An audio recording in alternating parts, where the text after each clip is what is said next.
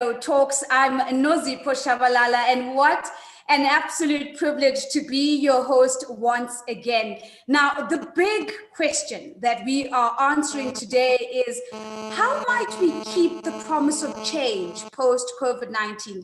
How might we keep the promise of change post-COVID-19? Now, if we take a step back, we know that 2020 came with a range of necessary lockdown measures, and we know that on the back of these measures, there was a lot of economic and labor market losses. However, perhaps more importantly, is that the most vulnerable have really had to bear the brunt of these losses. And in addition to this, if we look at some of the latest analysis that is coming out of the International Labour Organization, we realize that we are confronted with a fork in the road. On the one hand, we know that there's the possibility to experience recovery, especially as vaccination programs take effect. But on the other hand, we also know that there is the possibility and the risk of uneven, unsustainable recovery that comes with growing inequality and even comes with instability. And so our sub-question needs to be, what needs to be true for us to choose the road of positive change, a road of change that comes with human-centered recovery, that comes with employment, that comes with income and social protection, that comes with social dialogue and workers' rights.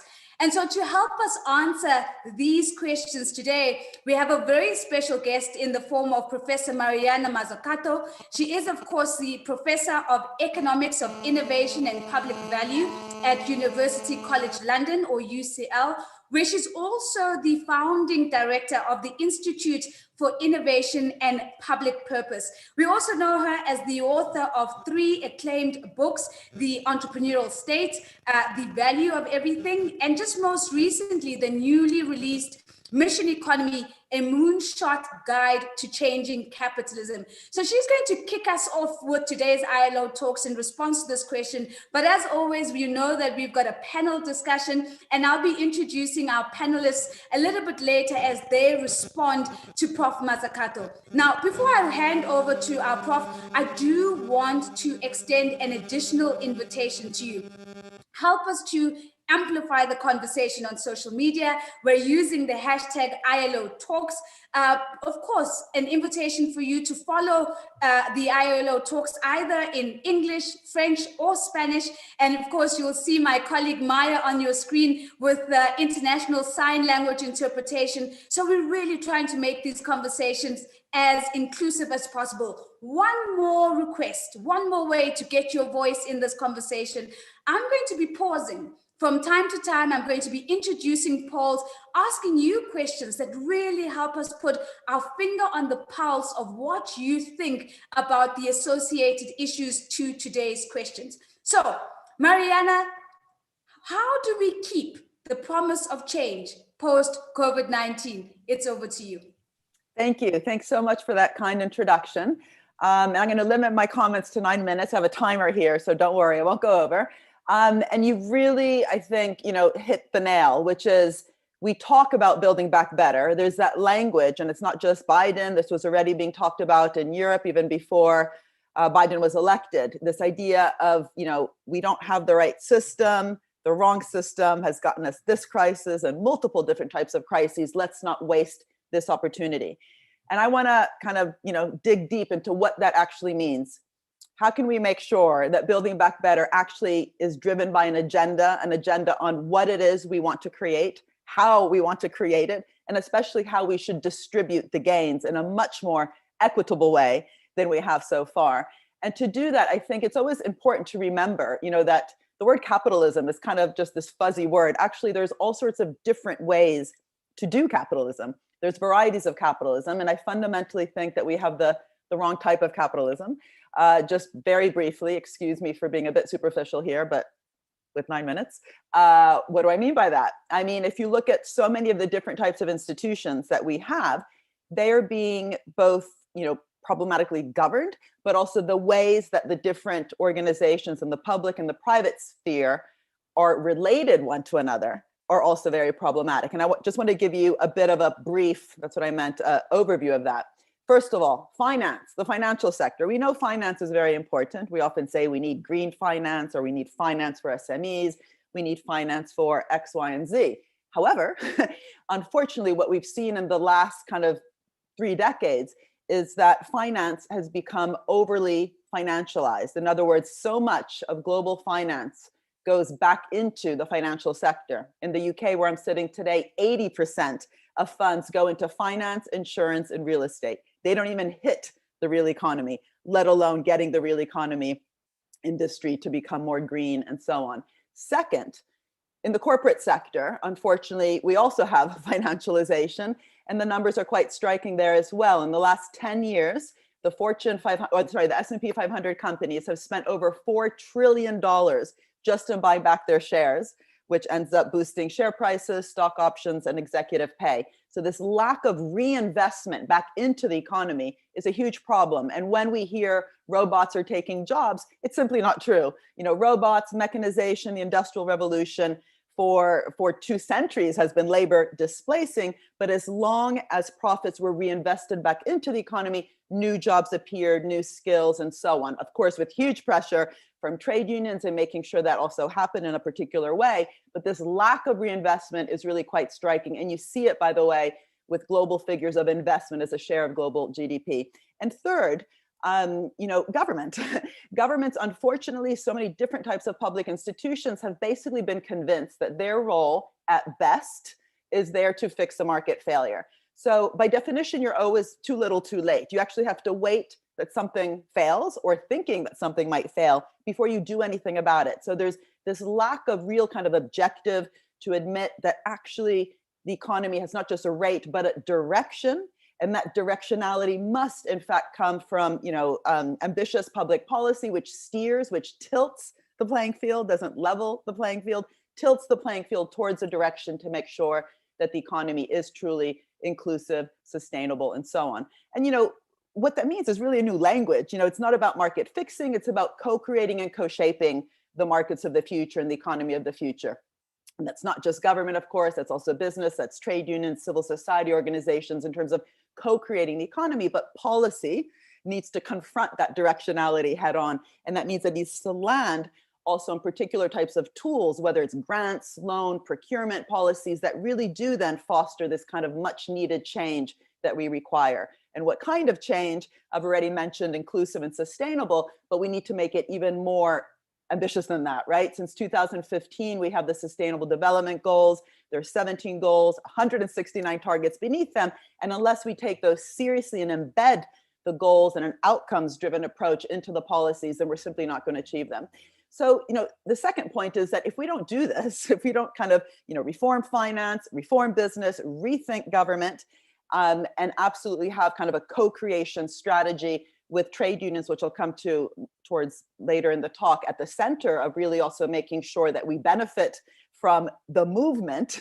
Trade unions as having supplied the movement in the history of capitalism to make sure, in fact, the kind of economy we have is more inclusive, right? We wouldn't have weekends, we wouldn't have 8-hour workdays, we would still have children in factories if we hadn't had those types of movements. What does it actually mean to co-create the economy? And if we don't do this, we will simply go from one crisis to another. And what the COVID crisis has woken us up to, on the back of the climate crisis, the financial crisis, is we are so badly prepared. We are so badly prepared to deliver even basic things like personal protection equipment. We have a digital divide that means so many children globally, in both the developed and the developing part of the world, have not accessed their human right to education. We've had test and trace systems which just have failed because we didn't have the capacity on the ground. It wasn't rolled out properly. But we also have a vaccine, but the governance of the vaccine currently is very problematic. As Dr. Tedros tells us, we currently have vaccine apartheid, with 70% of the doses being hoarded by a few countries. So how do we actually govern our system, production, distribution, consumption patterns, again, with this idea of directed growth at the center? And to do that, what I do in the book is I bring this notion of a missions approach. And really what that does is to say, look, let's start again from the SDGs, but admit that what we need to do is put the notion of purpose and this term stakeholder value, which we often hear in business circles, at the center of public-private partnerships and at the center of how trade unions are also engaging in public-private partnerships. In other words, we start with the goal and then work backwards and ask, what does that actually mean for industrial strategy, for innovation policy, for development policy, but also the contracts on the ground. I already mentioned them before, the procurement, the grants, the loan, the subsidies have to be designed in such a way to both foster bottom-up experimentation towards the goals themselves, whether it's a clean ocean, a carbon neutral city, or also social issues around inequality. We can form different types of missions around them. But what we require is really, again, a new type of social contract, which has, and this is sort of the second point, conditionality at the core. I was quite interested when, President Macron said, in terms of the French recovery program, he said, we're not here just to bail out industry, we're here to help transform it. And he put some strong conditions attached to the recovery funds that airlines and automobiles got. They had to commit to reducing their carbon emissions.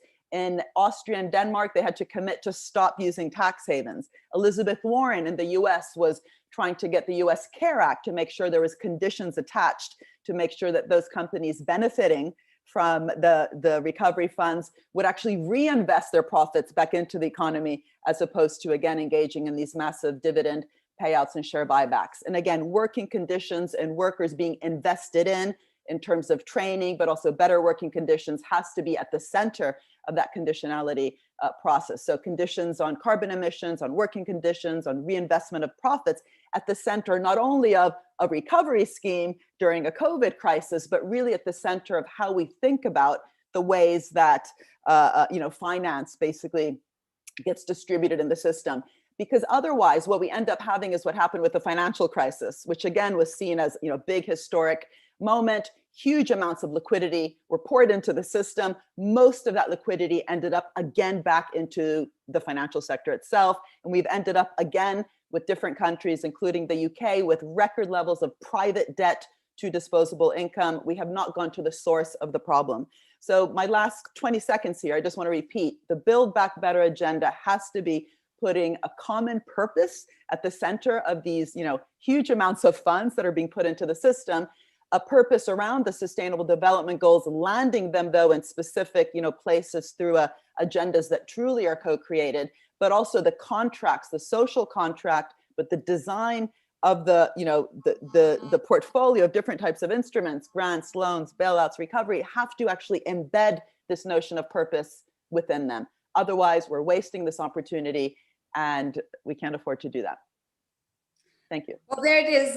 Mariana, thank you so much. I mean, you started off by saying it's going to be brief because it's just 9 minutes, but it's been an incredible framing of the opportunity that we have right now to cascade this conversation a little bit deeper. You started off by speaking about the problematic nature of governance in our institutions. You walked us into that disconnect between reinvestment and the needs in the real economy. You went to the opportunity for more ambitious public policy as part of the response, but that also landing on effective instruments that we should be considering. I really love the idea as you were tapping into the different stakeholders, whether we're talking about the movement from the trade unions, but how do we put stakeholder value back at the center of public-private partnerships? And of course, you speak about conditions as one of the ways that we can really step up to the question of how do we keep that promise of change post-COVID-19. So what I would like to do at this moment is I want to maybe pause. I want to go to our audience because we're going to go into a panel discussion. And in that panel, I'm going to remind the audience that you have a Q&A chat box that I can see is already being populated with questions. And I want to encourage you to please keep sending us your questions so that we can really engage with what we've heard Prof. Mazzucato sharing with us. But here's a quick poll for you first. I'm going to ask our team to launch this poll. The question that is on your screen right now is, what is your priority for building a better future of work right now? We've heard a lot from Prof. Mazzucato, but what is your priority? Is it action on climate change? Do you think it needs to be reduced inequalities? Is it about supporting small businesses? Is it about more job stability? Is it about rights at work. I'm going to give it about 30 seconds as you complete this quick poll, because I do want us to take your voice into the panel discussion that is to follow. So I'm going to give it maybe about 15 more seconds as we take that quick poll and see what the results of that poll are in a short minute. Now, as you continue to take the poll, allow me just to maybe very briefly introduce our next speakers as part of our panel. We are going to hear from the Director General of the International Labour Organization, Mr. Guy Ryder. We're going to hear from Joanna Bernice Coronacion. She has given me the permission to call her nice. She is, of course, the Deputy Secretary General of Central, which is the Center of United and Progressive Labour, and I do believe would have some views on what Professor Mazzucato has shared with us. We're also going to hear from Alesia Rodriguez Pardo, who is the CEO of Inclusion Consulting Group. This is a firm that specializes in labor, economic, financial, and social inclusion. So we're going to go to them shortly. But for now, the results are on your screen. 49%, which is just about half of the 278 people who have connected on today, are saying the priority has to be the reduction of inequalities, and that's how we're going to build a better future of work. It is about a reduction in inequalities. So that's quite interesting, because I would love our panelists to maybe just to also reflect on that as we go into the conversation. I'm going to invite the Director General, Mr. Guy Ryder, to maybe kick us off. DG, we're hearing our audience saying it is about the reduction of inequalities. But in addition to that, might you respond to the question of what do you think the priority actions need to be if we are going to ensure that this promise of change for a better future is actually kept? Over to you, Mr. Guy Ryder. Thanks very much, Nosy. My quick answer to your question is that I agree with the previous speaker, because Professor Mazzucato has given us, I think, a lot of the answers. We're in the midst of this pandemic from which we should learn some lessons, I think. But the biggest lesson of all is, I think, we've made the promises, keeping the promise. The promise was made in the SDGs, the 2030 Development Agenda, and pre-pandemic, the promise was not being kept. And there was a contradiction in what we were doing and what we are doing. What's the contradiction? We've set ourselves a transformational agenda. It calls itself a transformational agenda to deliver all of these wonderful goals, but we simply refused to adjust the policy settings that could reasonably be expected to produce transformation. So I absolutely agree with Professor Mazzucato that now we can't simply adjust the settings. We have to change the settings of our policy approaches. I agree fundamentally that we have lost either the capacity or the will to actually make capitalism work in the way that it actually was designed to work and to spread its benefits. Why? Some would say globalization, some would say technology, some would say political will has been missing, but we've got to go back to some basics here. And yes, it's about the institutions of work, it's about the actors of work, it's about investing in the jobs of the future. But I adhere very, very strongly to this notion, and I like the notion of co-creation in the way our economies work and deliver. I think this notion of a new social contract, because that implies buy-in by the actors, is really powerful. And it goes directly to the notion of greater equity in our world, because you buy into a contract when you think you're getting out of it what you put into it. And whilst Professor Mazzucato was quite rightly, in my view, emphasize the role of social movements and organized labor, I sometimes believe as well, speaking to business representatives, that they also find themselves trapped by this financialization of business behavior. Finance has become self-serving rather than a servant of the real economy and of the needs of us all. And we've got to put these things right. And yes, let's think of this co-creative social contract approach and draw the logical consequences of that and what we're living through today in the pandemic. Mr. Director, thank you so much. As always, really speaking to the issues on the table. We made a promise, even as we're now faced with this decade of action around the Sustainable Development Goals. We didn't keep that promise. And so the contradiction that we need to overcome right now is not just about adjusting, but it is fundamentally changing. You spoke a lot about being, affirming what we've heard from Prof. Mazzucato, but also raising this idea that let's also not forget that business needs to break out of this particular mold that it finds itself in. Alesia, let me come to you. You've listened to Prof. Mazzucato. You've heard some of the comments from Mr. Guy Ryder. What's your response to this idea of, what might we need to prioritize as actions to ensure that we're able to keep the promise of change post-COVID-19?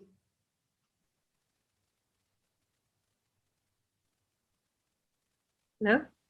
Yes, we can hear you. Please go ahead. Okay, sorry, I couldn't. Yes, well, first of all, I would like to thank the invitation, the IOE and the ILO for the invitation for today.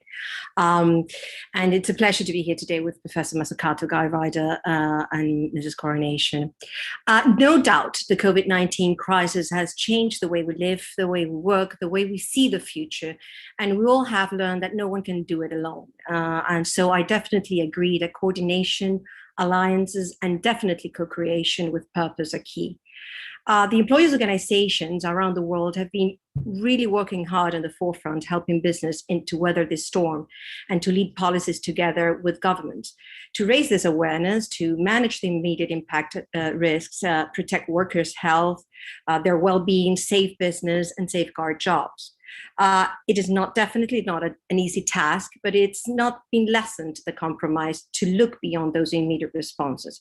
There's been work done and continue to be done in developing initiatives for future productivity in an inclusive and sustainable manner. I'm here representing as a sort of like the employers' organizations and the employers' perspective, and definitely they play a key role in many priority actions to be taken in the future. First, in maintaining business support measures to be able to go from survival to thriving and also creating those purposes and co-creating, while allowing at the same time new enterprises to flourish and create jobs. Second, job creation, labor inclusion, and economic recovery is at the core. An employers' organization can play a pivotal role together with governments in this issue. Third, the world of work has changed. And now more than ever is the moment to rethink new jobs with a wider inclusion lens and a proactive stance towards different vulnerable groups and take them into account and consider their impacts. New business models are needed, and those new skills are fundamental. So also alliances between the private, public sector and academia in a coordination to co-create the ways to give those skills that are really up to the challenges of the new world. And finally, innovation. Innovation is crucial to see new opportunities and service with a purpose. Innovation in social activities, innovation in products and services, and how to reach and how to manage work. And employers' organizations has a unique and timely data that is very useful together with its broad network and future vision initiatives that I think it can add a practical and very much needed practical edge to those future discussions on the future of work and the world we want to build trust to the promise of change. Alesia, it's a fantastic response that is very much about the underlying theme, which is, of course, this idea of a new social contract where we all are having to refresh and reset our mindsets about our roles and how do we contribute to a world where capitalism actually works, and to use the Director General's words, for what it was intended for. And as you speak about, the future world of work and the opportunity to rethink how we can be more inclusive, or to rethink the future world of work with an inclusive lens, is certainly a conversation that we need to be amplifying in the context of the role of business. So allow me maybe to go to Bernice next, and Bernice, much has been said by Prof. Mazzucato about the potential role of trade unions and how effective movements can really move us closer towards the kind of world and future that we want to co-create together post-COVID-19. And so let me bring to you the the question as well of what are you seeing as the priorities that we need to be focusing on if we are going to be keeping that promise of positive change post-COVID-19? Over to you. Thank you, Nosy, for that question. And of course, I would like to thank Professor Mazzucato for really raising the consciousness of many of our participants here on how the trade union movement have fought for the working people's rights. But for us, the systems that we are currently in will always fail, and it was designed to fail. That's why it's very important that we will always pause an alternative. On the other hand, for us, it's very critical and important that we generate a robust public employment program, because most of the countries are still under recession. And that can be funded by taxing the wealth and use that funds to generate more employment, which embodied the principles of the ILO on decent work.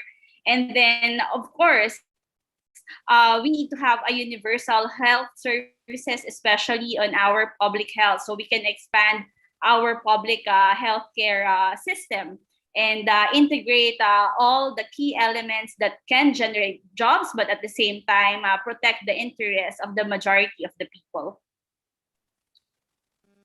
Denise, I think it's a fantastic answer. It's really concise, but as you reflect on the raising of consciousness that's happened in this conversation, you bring us back to the opportunity to create robust employment programs that really deliver the jobs that we're talking about, but also the social protection. And you've elevated the health system as one of the examples.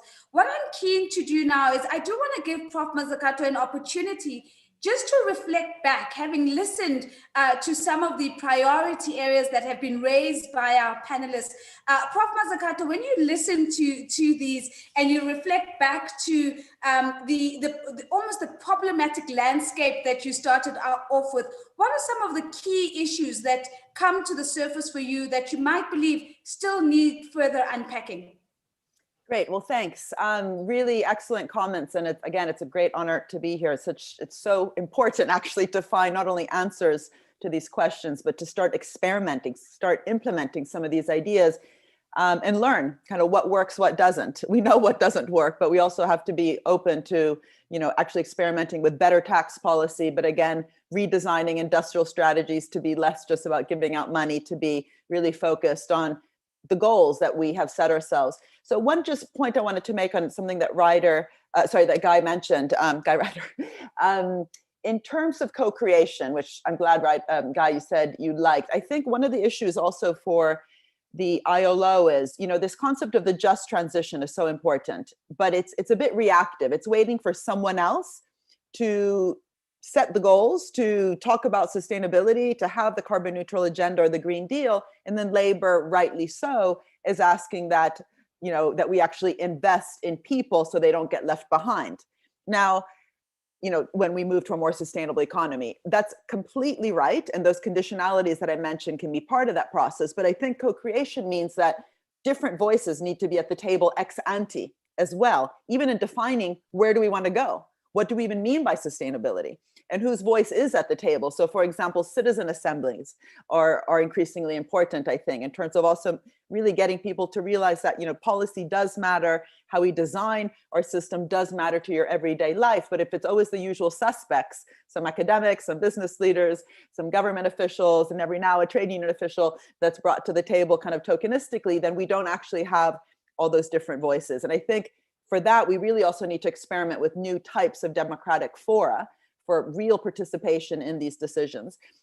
Something that I'm not sure if it's Joanna or Bernice, you called her Bernice, but I see her name up on the screen as Joanna, so forgive me if it's Joanna Bernice, mentioned about healthcare workers and our health systems. We have absolutely realized with COVID-19, we have not been investing in global health systems. And I really think this is a massive wake-up call. We are only as healthy as our neighbor is on our street, in our city, in our country, globally. Had this crisis begun for example, in Africa, where health systems are much weaker still than in China, we would all globally be worse off.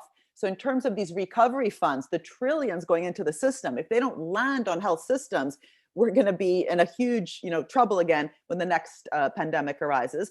But also the word, essential workers or key workers that has been used to describe frontline workers, which Bernice was talking about so eloquently.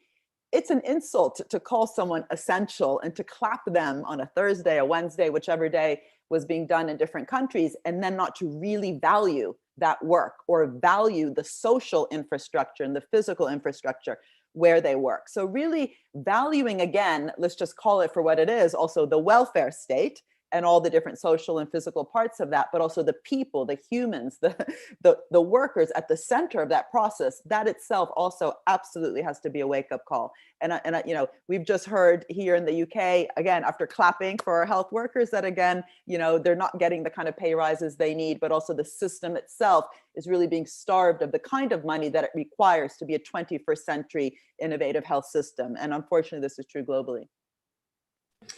Prof. Mazzucato, I think what I appreciate most about your response is that it presents additional questions. And I think the more questions we ask, the different types of questions, that's how we progress the conversation. And so what I'm hearing in your response is, have we paused to think about the creation of space for other voices to come to the table, and what experiences and lenses might they add into this idea of co-creating? And how tight or how wide are we defining co-creation as a means? And I'm hearing the call for new democratic fora for us to do that. And then increasingly, of course, is a critical question that you've raised about how are we valuing through social and physical infrastructure the very contribution that we have termed as essential? How does that reflect in the social system? And it's so interesting you speak about a global health system rather than just a national focus,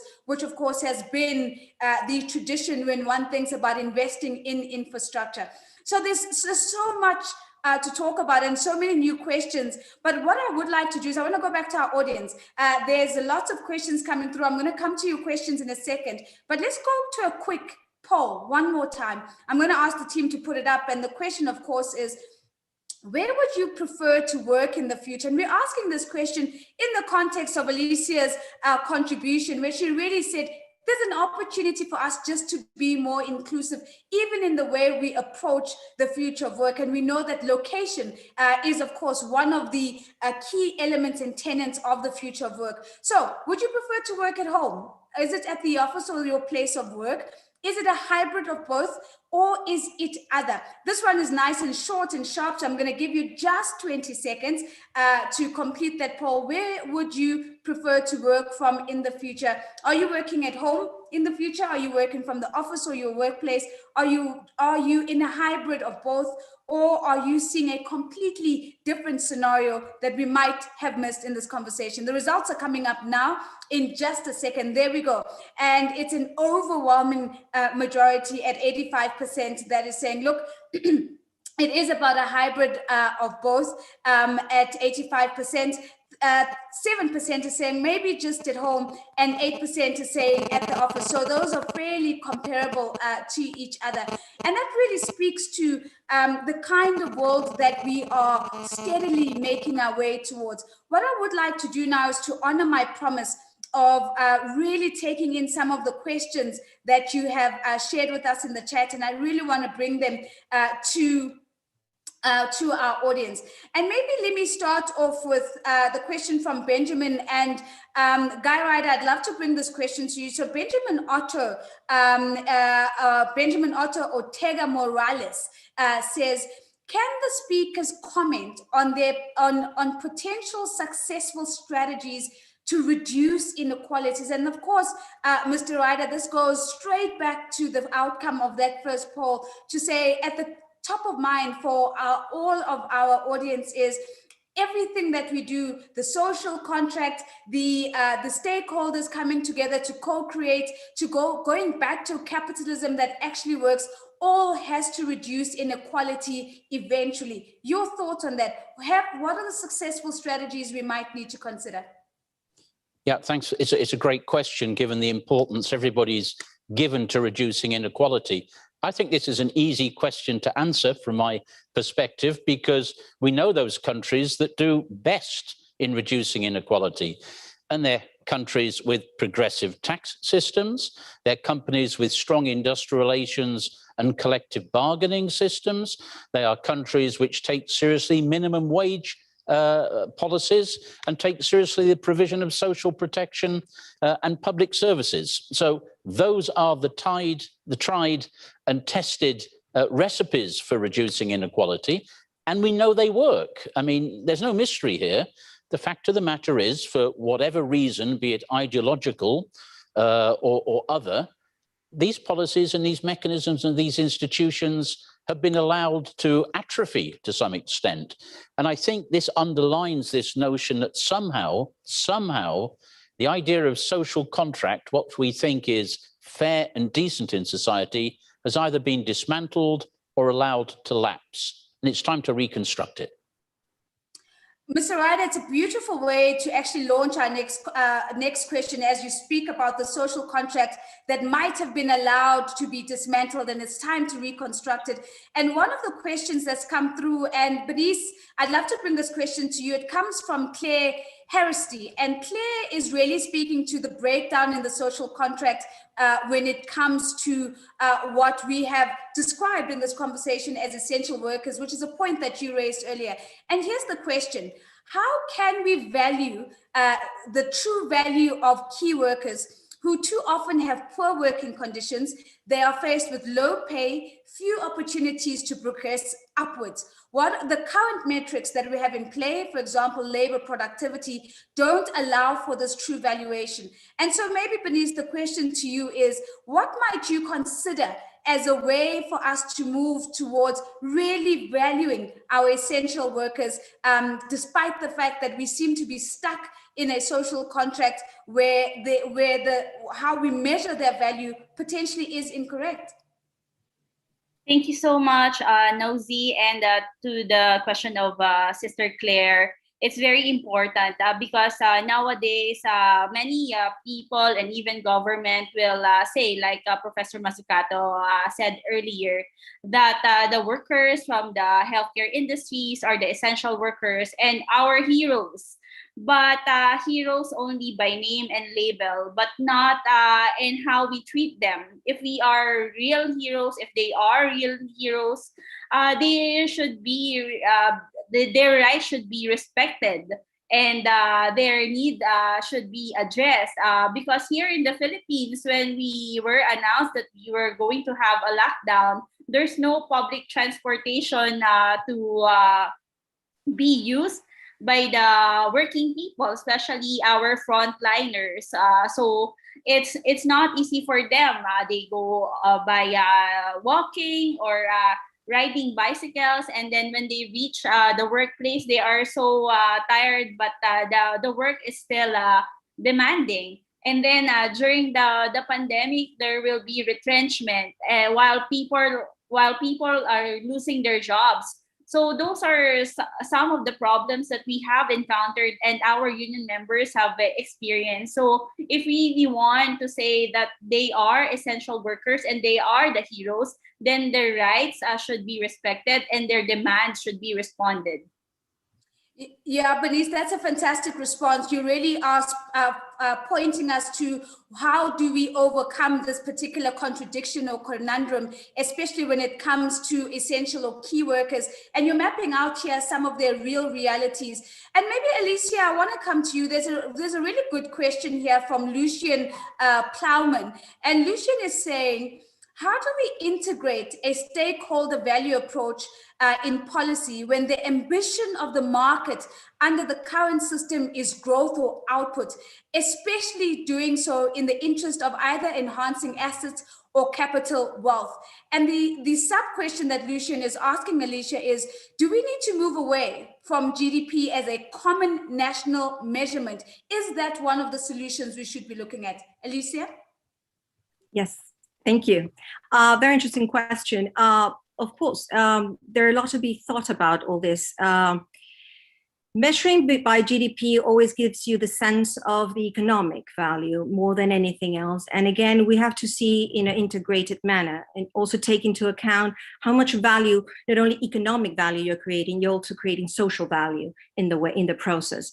And to do so, it needs to rethink the way business value the way they obtain the returns and their benefits, because human capital is something very important, and human capital have to feel comfortable in where they're working, in the area where they're working, safe and included, to be creative, and that brings innovation, and that innovation is precisely what trickles down in tangible and intangible results. So it is possible to create economic value without sacrificing social value in the process. So it is a big challenge. It cannot be done alone. A tri-party discussion in a social dialogue is fundamental to create the basis and create awareness on that. And the compromise of companies to take a broad stand on this and work towards like Professor Mazzucato was saying, with a purpose. Technology, not at the speed of technology, but technology as an enhancer towards getting to that purpose. Returns not as the main objective, but return because also can be reinvested properly in also social value. So all these issues need to be fine-tuned and work together in a social dialogue scheme. Alesia, you are highlighting the power of the both and. It is the genius of both economic and social. You speak about using technology as an enabler, and coming back to the point that was made by Prof. Mazzucato as well, as of course Mr. Guy Ryder, this idea of really coalescing around a common purpose and a common vision. So Prof. Mazzucato, I'd love to bring you into the conversation again. I think there's a brilliant question here from Sharon Chitambo. And Sharon is saying, let's just put some spotlight on some of the developing countries for a moment. And in particular, let's look at sub-Saharan Africa. And Sharon is saying, how do you see developing countries, particular sub-Saharan Africa, building back better? What would be the key building blocks? And I would imagine for this question is, she's asking for quite a specific regional lens, Prof. Mazzucato. Your thoughts on Sharon's question? So it's a great question, and maybe I can just make it a bit less specific, and also just look at Africa as a continent, where, by the way, a lot of the experimentation I was talking about before is actually happening, especially around the green economy. If we look at what's happening in Rwanda and Ethiopia, it's in some ways also more inspirational than in some places that just aren't moving in other parts of the world. However, the reaction often to my work when I talk about the entrepreneurial state or missions and purpose within government, or new concepts of public purpose and public value, or dynamic capabilities within the public sector, which are often missing because of too much outsourcing to consulting companies, which is a whole other but interesting conversation. The reaction I get from my African colleagues, and specifically actually in South Africa, where I am an advisor for the president at Ramaphosa, is, okay, fine, that works, in Europe, but when you have weak states, it doesn't work. And I think that's a problematic lens. When we have weak states, the challenge is much, much greater. But if we don't build strong state institutions, public institutions, and I'm not just talking about funding, health systems, as we've all agreed has to happen, but literally the capabilities within the public sector in order for it to be purpose-driven, in order for the different tools, procurement, which, procurement is a huge budget part of every country's budget, whether they're in Africa, Latin America, Australia, US, and so on. How can you actually, for example, redesign procurement? So government as purchaser, with also, again, conditions attached, in order to drive innovation towards public and kind of common goals. That's how we got to the moon. That's how the moon landing worked. NASA was very careful about how it designed the procurement. And they were also very careful that they had to keep investing in their own capability in order not to just get captured and corrupted by what the head of procurement in NASA called brochuremanship. Wonderful word, because they didn't have PowerPoints at the time. They just had sexy brochures. And so all these issues of how do you invest within the civil service in order to make it more capable? How can we get more dynamic, symbiotic, mutualistic public-private partnerships? But also, I've already talked about conditions between public and private. There's also conditions between public and public. In countries in Africa, for example, where there's state-owned companies, And I'm thinking, again, in South Africa, Eskom, but different African countries have either state-owned companies or public banks and so on. How can we make sure they themselves are designed in such a way that really is built for a transformative type of growth, and not just kind of ownership and public ownership as an excuse to just kind of stay in place? So Nazi, I'm thinking of Eskom in South Africa. Unfortunately, it's not really right now part of the solution. It's part of the problem. And yet it gets huge amounts of public money because it is a state-owned enterprise. So instead of thinking in the old way of, public versus private, really getting capable public actors and rethinking the civil service, valuing the civil service for all the reasons we've said, but also making sure that there's proper training, less outsource, proper partnership. So it's not business versus the state, but that issue of a dynamic mutualistic partnership, both between public and private, from my experience, is even more needed in countries that have weak states. And just one last thing in terms of corruption, which is talked about so often. I'm from Italy, so we know about corruption. The mafia, the Italian mafia, which everyone knows from Hollywood movies, came about because in Sicily, there was a weak state. So people just felt like no one was looking after them. So they had to set up these mutual help organizations. La Società dei Beati Paoli was the first kind of mafia organization. And then it built up into what we all know it today, but it actually came from a weak state. So, we know the problems that can come from weak states and then what happens also with corruption for that. So one of the key issues is also to have metrics, just like we have ESG metrics inside the private sector, we need equivalently ambitious metrics around public value creation within the public sector. So, Prof. Mazzucato, you've literally walked us right through into the conversation that we want to take as a poll, because as you speak about investing within, as you speak about building capability, as you speak about really investing in the capability of the state, it is about building the capability, and it is about skill. So I'm going to launch our final poll for this conversation, and here it is on your screen right now. Have you learned new skills for your current or future job during the last 18 months? Yes, no, I plan to. I lack access to education opportunities. I'm keen to see the results of this, because it really speaks to whether we are experiencing a gap in terms of building the capability in public and in private institutions alike. So I'm going to ask the team to close that poll now. Have you learned new skills? Is it yes, no? Is it an I intend to? And how interesting that we're seeing that in the almost 300 global audience that is on here with us today, that 78% is saying, yes, I actually have learned new skills, either for my current or future job. And I've done this in the last 18 months. And so, Prof. Mazzucato, as you speak and you use the example of state-owned enterprises and you use the examples of Eskom, all of this really resonates strongly, because we have to build the muscle of our public institutions. And again, it's almost as what Alesia was saying, it's both and. We don't have the luxury of focusing on one and not the other. So I have made a promise to all of you that we're going to try and really get into the meat of this conversation. And I really hope that the team can see, based on the amount of interaction that has come from all of you, that we need to have more of these conversations. As we close off, I'm going to ask my panelists, including, of course, Prof. Mazzucato, just to give us a final thoughts. As we close off, we have 2 minutes, and I've got 4 voices that I'd like to integrate. So in 30 seconds each, I'd like you all to kick us off by just completing the following sentence for me: to keep the promise. And I'd like you to complete that sentence, to keep the promise. And of course, for all of those who are tweeting, hashtag ILO Talks, this is what we're going to tweet to take this conversation forward. I'm going to start off with Alesia. Alesia, I'm going to put you on the spot first. I'm going to invite you to switch on your camera. I'm going to invite you to come back on screen, and I'm going to ask you to complete this sentence. Remember, you've got 140 characters. It's a tweet, so it is not an executive summary. To keep the promise. Alesia, can you kick us off? To keep the promise. Well, to keep the promise is definitely the moment to adopt an inclusion lens that involves everyone, and to work together, co-create, and keep social dialogue in a tripartite way.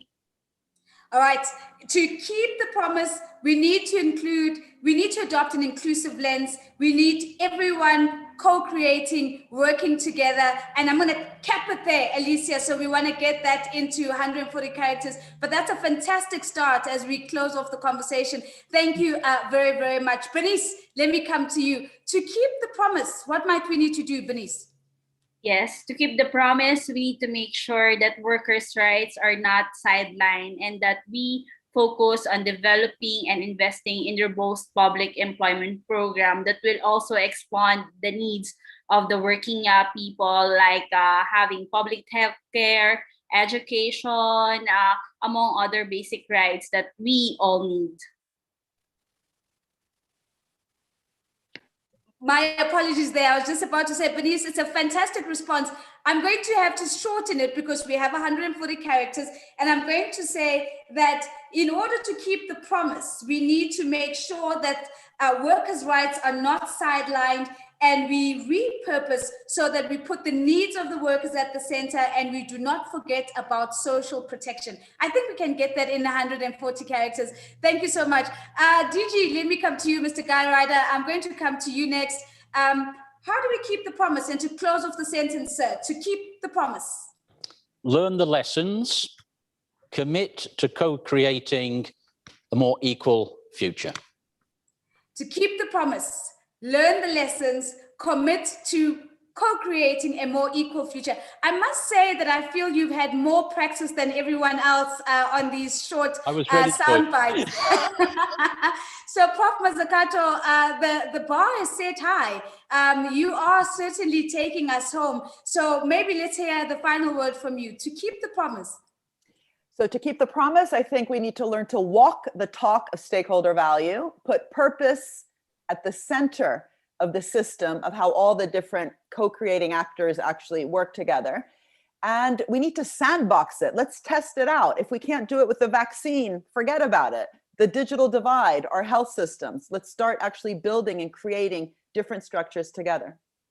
All right, I learned something in Twitter. It's called a thread. So it's almost like 2 or 3 tweets stacked together. I think that's what we heard here. But thank you so much, Prof. Mazzucato. We need to walk the talk. We need to put stakeholder value at the center. And hashtag, let's sandbox this. Let's try, let's learn from those lessons and let's iterate to do better. What an incredible conversation. A massive thank you to all of you. Prof. Mazzucato, for your time. Of course, Alesia Rodriguez Pardo, thank you very much for being here with us. Joanna Bernice, nice Coronacion. And of course, to the Director General of the ILO for hosting us. To the ILO Talks team, thank you so much for these conversations. And from myself, Nozipho, at the tip of the African continent, with the lights on, Prof. Mazzucato for today, ESCOM doing its job. It is goodbye from me for now. See you soon. Thank you. Thank you.